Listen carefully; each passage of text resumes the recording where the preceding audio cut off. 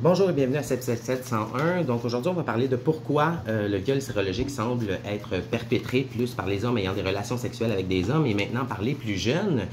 Donc maintenant qu'on a bien défini c'était quoi la limite corporelle et la limite sexuelle qui prévaut ici au Canada, on va pouvoir aller dans le vif du sujet avec les chiffres et les séparations que ces chiffres-là nous donnent en fait.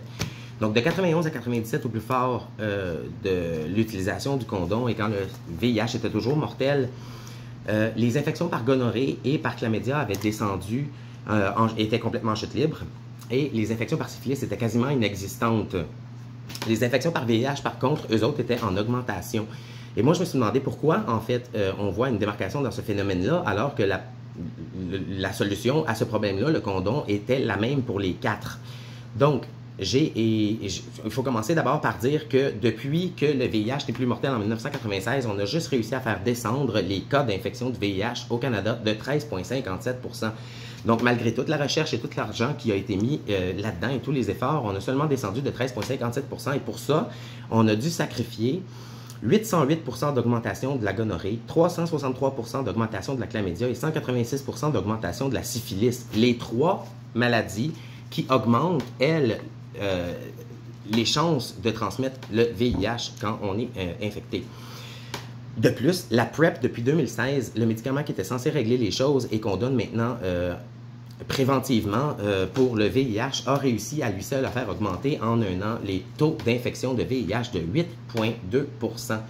Toutes les augmentations que je viens de vous nommer, en fait, sont tous représentées en plus grande partie dans le groupe des hommes ayant des relations sexuelles avec des hommes. Moi, j'avance que le phénomène, en fait, il est dû au manque d'éducation sexuelle et spirituelle. Et oui, en fait, si on regarde ça avec un peu de recul, il est beaucoup plus flagrant chez les hommes ayant des relations sexuelles avec des hommes que dans les autres groupes. Et je vais expliquer pourquoi. Et je vais aussi expliquer en annexe, dans une autre vidéo aussi, plus en profondeur, pourquoi ça fait une différence ici. Mais c'est un fait aussi que j'avance qui se confirme dans les plus jeunes, parce que maintenant qu'ils n'ont plus d'éducation sexuelle à l'école pour leur apprendre c'est quoi la limite corporelle et la limite sexuelle, ou qu'ils n'ont plus de cours de morale ou de religion ou nécessairement une source de spiritualité à la maison pour leur montrer c'est quoi leur devoir humain par rapport à ces limites-là, on voit que la répartition des groupes commence à changer aussi dans les plus jeunes et dans les hommes hétérosexuels aussi.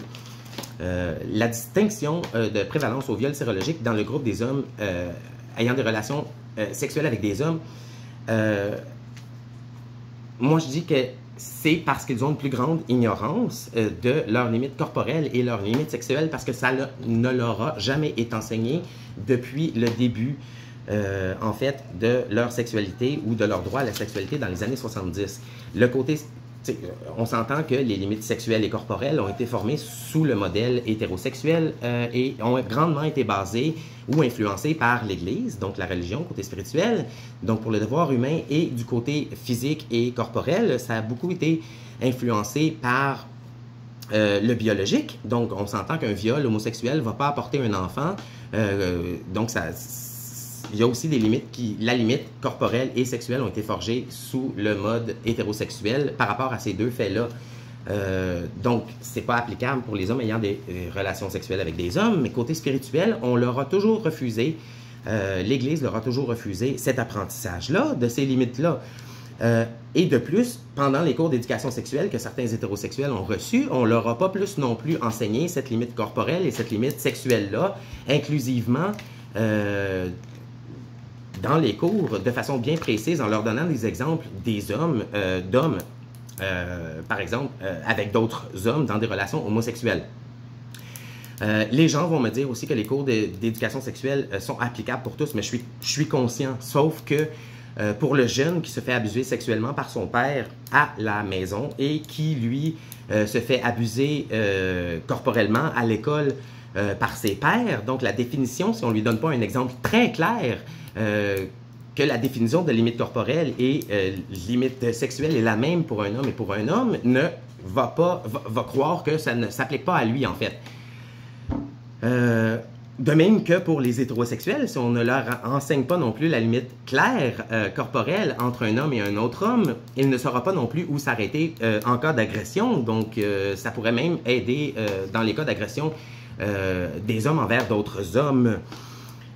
Ensuite, dans le cas du même pauvre petit qui a été abusé sexuellement par son père et physiquement par ses pères, s'il n'a pas non plus la source spirituelle pour pouvoir se guérir, si vous voulez, de ces abus-là, va avoir une bien plus grande tendance à reproduire le phénomène, en fait, par pure et simple vengeance. Donc, j'ai été abusé, je vais abuser en retour, parce que parfois, c'est la seule explication spirituelle qui se démarque à leurs yeux pour pouvoir être capable de gérer et de continuer dans la vie pour vivre et s'expliquer ce qui leur est arrivé. Donc ça vient aussi d'une prise en charge qui pourrait être faite des séropositifs une fois qu'ils sont infectés, qui est aussi non présente. Donc je vais aborder aussi ce sujet-là.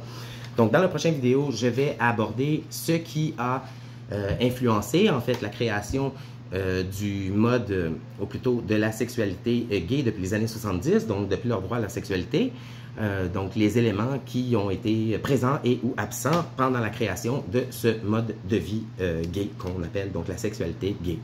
Donc merci d'avoir regardé, j'espère que ça vous en explique beaucoup plus sur mon sujet, donc je vais continuer à le développer parce qu'il y a beaucoup d'autres aspects à vérifier. Donc c'est tout ce que j'avance est disponible sur Facebook, sur une version papier.